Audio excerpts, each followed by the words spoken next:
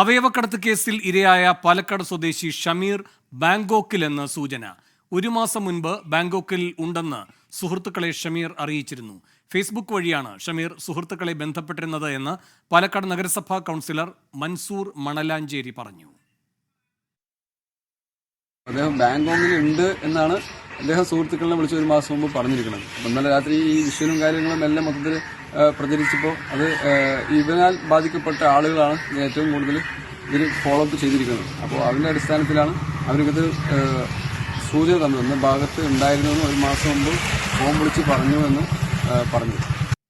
നിഖിൽ പ്രമേഷ് പാലക്കാട് നിന്ന് കൂടുതൽ വിവരങ്ങളുമായി ചേരുന്നു. നിഖിൽ, ഈ കൗൺസിലർ അടക്കം ഷമീറിനെ പറ്റി പറയുന്ന കാര്യങ്ങൾ എന്തൊക്കെയാണ്?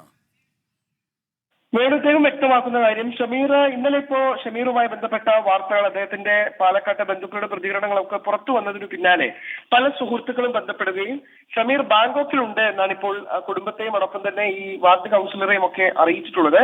ഒരു മാസം മുൻപ് സുഹൃത്തുക്കളെ ബന്ധപ്പെട്ടപ്പോൾ ബാങ്കോക്കിലുണ്ട് എന്ന് ഷമീർ അറിയിച്ചിരുന്നു. ഫേസ്ബുക്ക് വഴിയാണ് ഷമീറുമായി ബന്ധപ്പെട്ടിരുന്നത് എന്ന് ഇപ്പോൾ വാർഡ് കൗൺസിലർ സ്ഥിരീകരിക്കുന്നുണ്ട്. ഒരു വർഷം മുൻപ് ഈ വഴക്കിട്ട് വീട്ടിൽ നിന്നിറങ്ങിയ ഷമീറിനെ കുറിച്ച് ഒരറിവും ഇല്ല എന്നാണ് മാതാപിതാക്കൾ വ്യക്തമാക്കിയിരുന്നത്. ഈ അവയവ കടത്തുമായി അല്ലെങ്കിൽ അവയവ ദാനവുമായി ബന്ധപ്പെട്ട ഒരു വിവരവും തങ്ങൾക്കറിയില്ല. ഇത് മാത്രമല്ല, ഈ ഷമീർ ഇപ്പോൾ എവിടെയുണ്ട് എന്നത് സംബന്ധിച്ച് ഇപ്പോൾ നടക്കുന്ന വിവാദങ്ങളെ കുറിച്ചും ഞങ്ങൾക്ക് അറിവില്ല എന്നാണ് അദ്ദേഹത്തിന്റെ പിതാവും മാതാവും ഒക്കെ വ്യക്തമാക്കിയത്.